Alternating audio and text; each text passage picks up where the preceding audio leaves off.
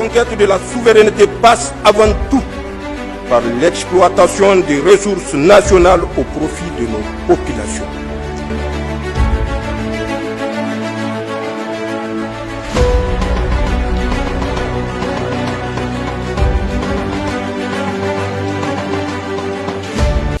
Je le disais, le ministre des Affaires étrangères de la coopération des Nigériens à l'extérieur à l'absence du territoire national de l'ambassadeur du Nigeria a convoqué hier 18 décembre 2024 la chargée d'affaires de l'ambassade de la République fédérale du Nigeria au Niger. Au centre des échanges, les relations de voisinage détériorées depuis l'avènement du CNSP le 26 juillet 2023. D'autres précisions sur le contenu de ces échanges avec Abdullah Koulibaly. Le ministre a rappelé que le Niger est un pays de paix. Il n'a jamais agressé et ne servira jamais de base arrière pour déstabiliser un pays tiers, encore moins un voisin. Le Conseil national pour la sauvegarde de la patrie et le gouvernement travaillent à entretenir de bonnes relations avec les pays du monde entier sur le principe de la non-ingérence dans les affaires intérieures. Le ministre a rappelé les rapports étroits qui caractérisent les relations entre le Niger et le Nigeria, deux pays liés par l'histoire et la géographie. Ces relations ont malheureusement été éprouvées par les sanctions et la menace d'une attaque militaire de la CEDEAO contre le Niger, soutenue fermement par les autorités du Nigeria. Après plus d'un an de froid entre les deux pays, le Niger a, nonobstant une présence militaire étrangère hostile avérée à ses frontières avec le Nigeria, pris la courageuse décision d'engager la normalisation de nos relations. C'est dans cette perspective, a dit le ministre, que les deux pays ont échangé des délégations de haut niveau, dont la visite au Niger du chef d'état-major des armées du Nigeria.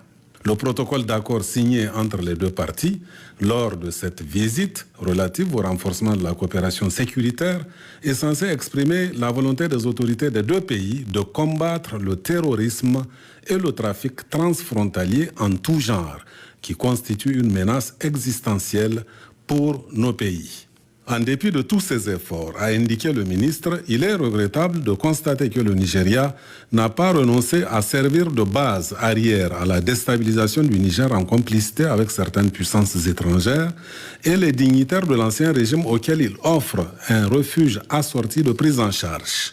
Des récentes révélations font état d'une certaine complicité de l'appareil sécuritaire nigérian dans les attaques du pipeline Niger-Bénin aux environs des localités de Djounzou et Bela, Lido et Karakara, et d'une entreprise orchestrée à partir du Nigeria en étroite complicité avec les fugitifs de l'ancien régime visant à mettre à feu et à sang les villes et villages du Niger.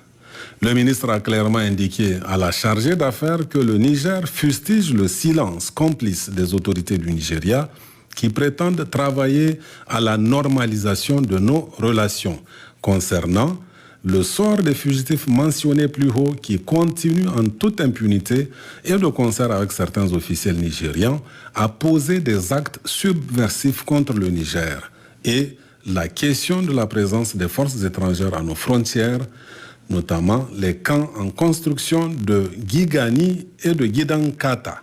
Enfin, le Niger, tout en condamnant ces attaques abjectes et ces entreprises honteuses de déstabilisation contre un pays frère, reste déterminé à poursuivre et châtier les auteurs, mettre tout en œuvre pour assurer la paix et la quiétude de sa population et coopérer avec tous les pays épris de paix dans un esprit de fraternité et de respect mutuel.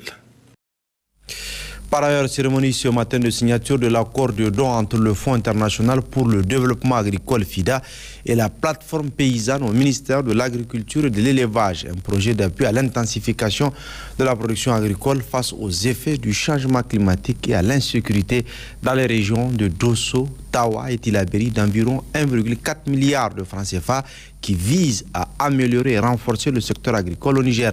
La cérémonie a été présidée par le ministre de l'Agriculture et de l'Élevage, Nafisa Badamassi Abdullah Ali. Les rôles importants que joue l'agriculture dans l'économie du Niger ne plus à démontrer.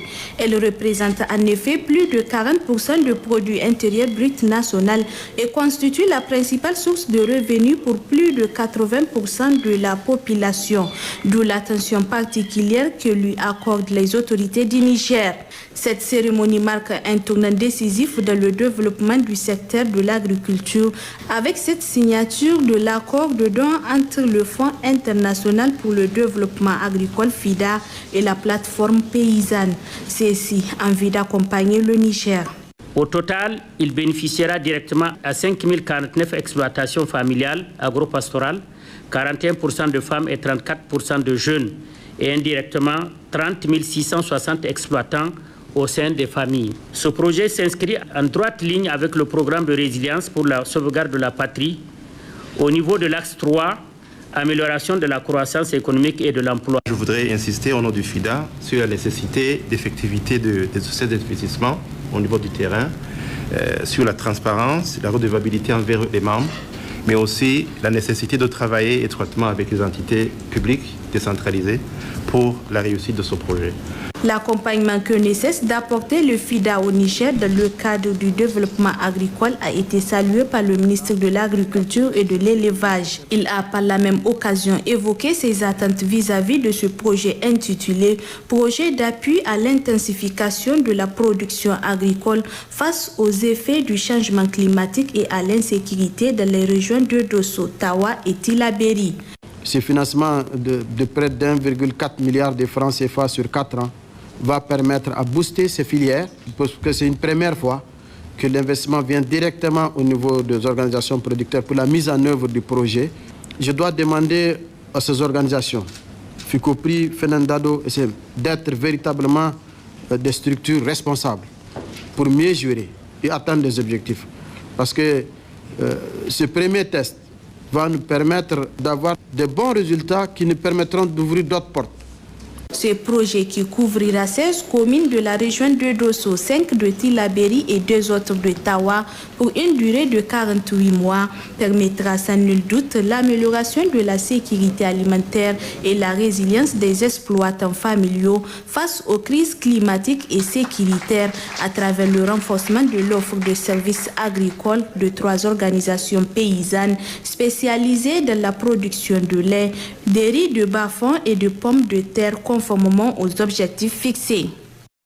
Restons avec le ministre de l'Agriculture et de l'Élevage qui a également présidé ce matin la rencontre d'installation du comité d'organisation du Salon de l'Agriculture, de l'Hydraulique, de l'Environnement et de l'Élevage Sahel-Niger, une première étape dans le processus de préparation du Sahel placé sous le thème diversification et valorisation des productions agro-silvopastorales et halieutique alimentaire dans l'espace sahélien. Nafisa Badamasi que nous retrouvons avec Abdullah Ali. Cette cérémonie consacre l'installation du comité d'organisation du Salon de l'Agriculture, de l'Hydraulique, de l'Environnement et de l'Élevage Sahel-Niger édition 2025. Un cadre du donner et du recevoir qui se veut un véritable outil d'opérationnalisation de la politique de transformation et modernisation du monde rural qui se redynamise chaque année grâce à la rigueur qui caractérise son comité d'organisation. Le thème de Sahel 2025, diversification et valorisation des productions agro-silvopastorales et halieutiques alimentaires dans l'espace sahélien, choisi pour l'édition de 2025, cadre avec les nouvelles orientations nationales et les axes spécifiques qui sous-tendent les objectifs inscrits dans la lettre de mission à nous confier par le chef de l'État. La campagne agricole pluviale 2024 était marquée par une pluviométrie très abondante, prolongée sur une longue période, permettant aux cultures de boucler leur cycle en faveur de hauts rendements aboutissant à la bonne production agro-pastorale enregistrée en fin de campagne. C'est dans ce contexte qu'interviendra, Inch'Allah, la tenue du Sahel 2025 qui va faire découvrir au public national et international toute la richesse et la diversité du potentiel agroalimentaire que renferme notre économie. Occasion pour le ministre de l'Agriculture et de l'Élevage de rappeler les résultats enregistrés par l'édition précédente. Depuis sa création en 2014, Sahel Niger se singularise par la forte mobilisation des acteurs nationaux et internationaux. À titre illustratif, le Sahel 2022 a accueilli 250 000 visiteurs, des produits exposés venant de 8 régions du Niger, de toute la sous-région ouest africaine, du Maghreb et d'autres horizons. 420 stands de produits agro-silvopastoraux et halieutiques, mais aussi d'équipements de production, parmi lesquels 250 produits candidats au concours. À cela s'ajoute un chiffre d'affaires de ventes directes, commandes et promesses fermes s'élevant à plus de 2 milliards de francs CFA réalisés pendant les 6 jours qui ont servi à l'événement. J'ose espérer que cela soit illustré dans le déroulement du Sahel Niger 2025. Pour rappel, le Sahel Niger est co-organisé par la Direction de l'action coopérative et de la promotion des organismes ruraux et le Réseau national des chambres d'agriculture RECA du Niger, avec l'accompagnement du ministère de l'Agriculture et de l'Élevage, les ministères sectoriels et bien d'autres institutions partenaires, toutes représentées dans ce comité d'organisation. Le Sahel Niger, un espace de présentation et vente de produits, exposition et concours, mise en relation et contrats de partenariat, rencontres d'affaires, conférences, débats et réflexions thématiques, découverte de plusieurs produits. Un rendez-vous tout simplement à ne pas rater. Sont dans la Confédération au Niger cette fois-ci à Dosso précisément, l'équipe de la radio-télévision du Niger RTN chargée de la couverture médiatique de la 45e édition du Sabre national Dosso conduite par le directeur de la télévision nationale se trouve depuis ce matin dans la cité de Djermakoy. Des installations techniques sont à pied d'œuvre pour la bonne retransmission en direct de l'événement tant attendu par les Nigériens. Ali Hashimou, Rachid Abdelzakay. Conduite par le directeur de Télé Sahel, chef de mission Ousmane Alhaji Ibrahim, l'équipe chargée de la retransmission en direct de la 45e édition du Sabre national décembre 2024 est composée de 59 membres, parmi lesquels des techniciens, des journalistes, des réalisateurs, des monteurs, des opérateurs de prise de vue et de prise de son, des chefs d'édition. Bref, l'équipe complète pour le travail est nantie de la confiance totale du directeur général de la RTN, Abdoulaye Koulibaly. Le chef de mission, Alhaji Ousmane Ibrahim, a échangé avec les agents au niveau des locaux de la Reine Salmatarani de Dosso pour constater de visu le bon déroulement du travail d'installation technique. Selon le directeur technique de la RTN, tout se passe bien comme sur des roulettes. On est très bien arrivé à Dosso. On s'est installé dans les locaux qui sont dédiés à recevoir l'équipe technique. Cette soirée, on est venu, vous nous avez trouvé à pied d'œuvre. On est en train de faire les installations. Et les installations vont bon train. On a déjà fait la liaison avec la Voix du Sahel via la ligne spécialisée. La Voix du Sahel nous reçoit très bien. La télé aussi nous reçoit très bien. À partir de Dosso, on envoie le signal. Niamey nous reçoit sans problème. On va mettre une caméra au niveau de la tribune officielle qui peut nous permettre d'avoir au besoin les autorités. Donc parmi les innovations aussi, on va essayer au maximum d'innover dans l'habillage de l'antenne. Les combats, les chutes, les noms, les pronostics si possible. Et à part la retransmission en direct, nous allons retransmettre aussi sur les réseaux sociaux. C'est-à-dire sur notre page Facebook, on va retransmettre en direct toutes les compétitions. Donc ça veut dire que tous les Nigériens qui sont à l'extérieur du pays peuvent nous suivre, et pas les Nigériens seulement. Tous les amoureux de la lutte traditionnelle peuvent nous suivre via les réseaux sociaux. Le site web de la RTN va actualiser à tout temps les scores.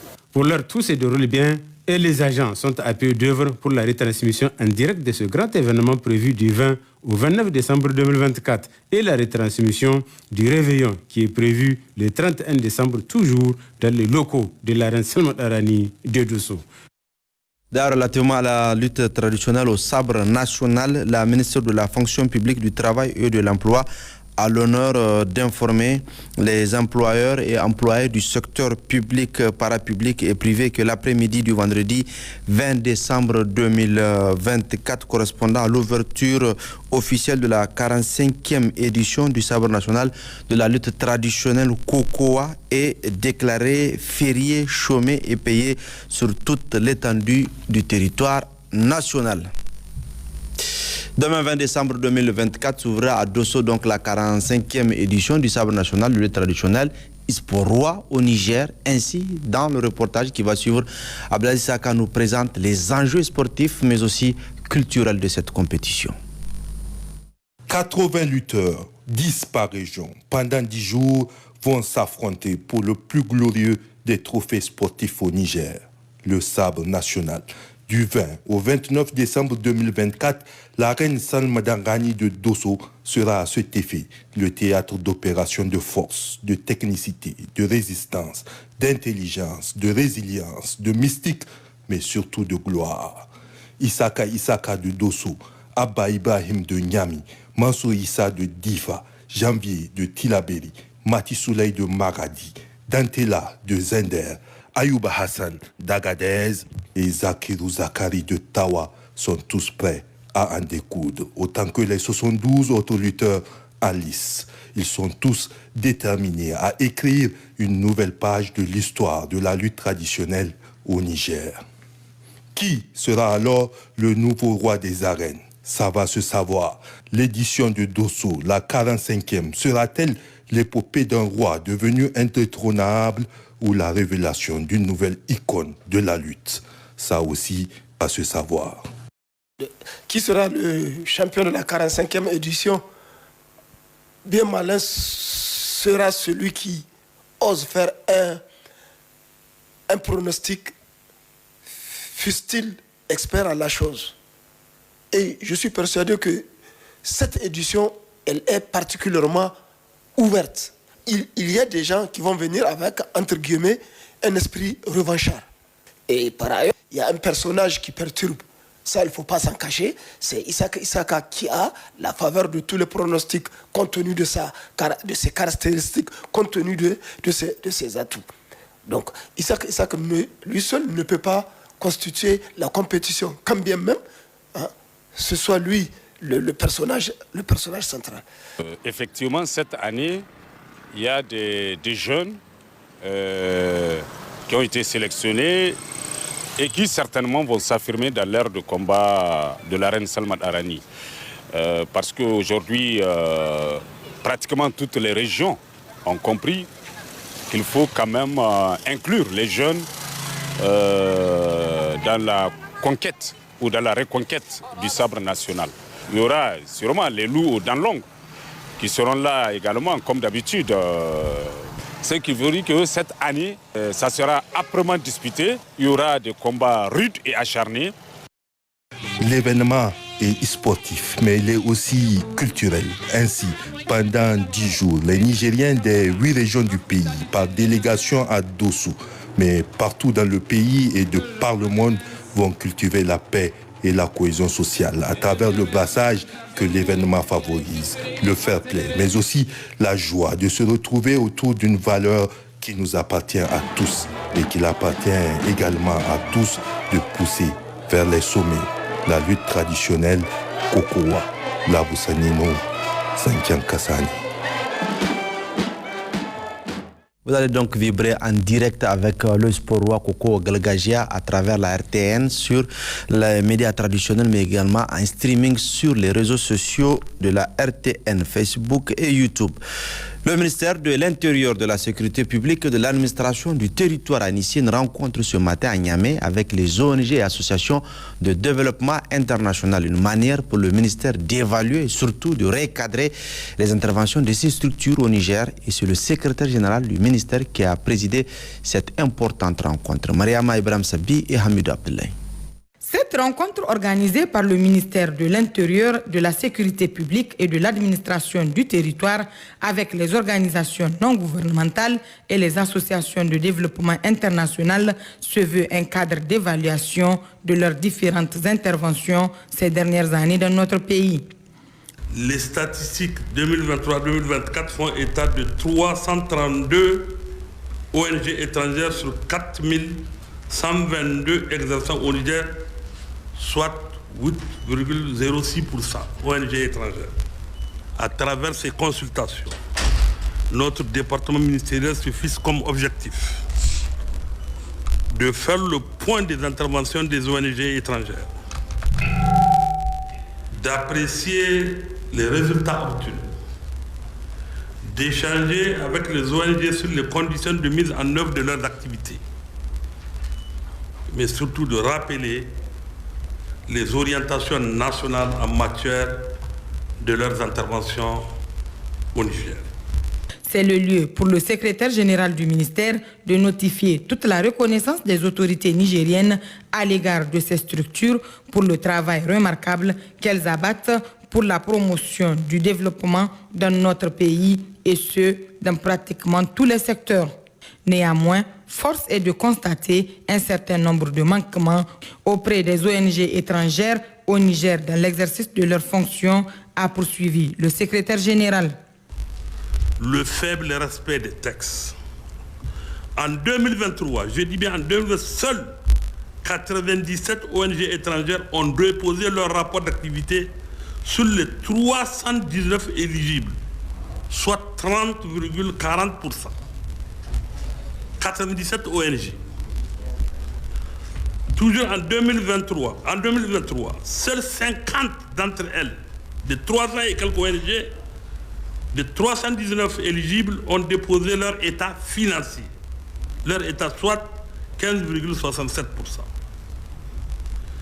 L'acquisition des fonds par certaines ONG étrangères au mépris des règles de transparence et de collaboration avec les autorités compétentes nigériennes qui doivent prévaloir en la matière.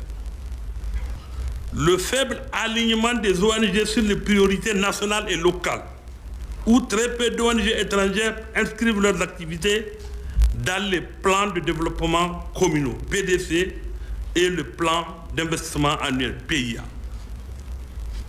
Le faible respect de la maîtrise d'ouvrage des administrateurs délégués en matière de planification et gestion du développement. L'identification des prestataires et l'octroi de la plupart des marchés qui se font au mépris des textes en vigueur. La faible implication des autorités administratives dans l'identification, la gestion et le suivi des investissements. Le commissaire général de police, Ayouba Abdrahman, a dans ce cadre formulé plusieurs recommandations à même d'améliorer le cadre coopératif entre ces ONG et associations de développement et l'État nigérien. L'alignement des interventions aux orientations nationales et aux politiques nationales sectorielles, identification des zones d'intervention des ONG par l'État et ses démembrements, l'identification des prestataires et la passation pour réaliser des investissements. La transparence dans les réalisations des activités sur le terrain, source de financement et utilisation de ressources. Le respect des décisions et des consignes sécuritaires qui a fait couler beaucoup d'encre et nous tenons au respect des décisions et des consignes sécuritaires.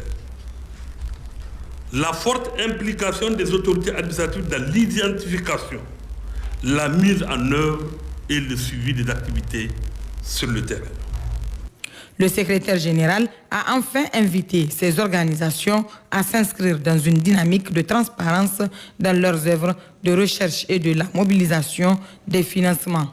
Dans cette optique, des réflexions et des réformes sont envisagées par le ministère de tutelle en vue d'adapter le cadre légal et réglementaire de ces structures en conformité avec le contexte actuel.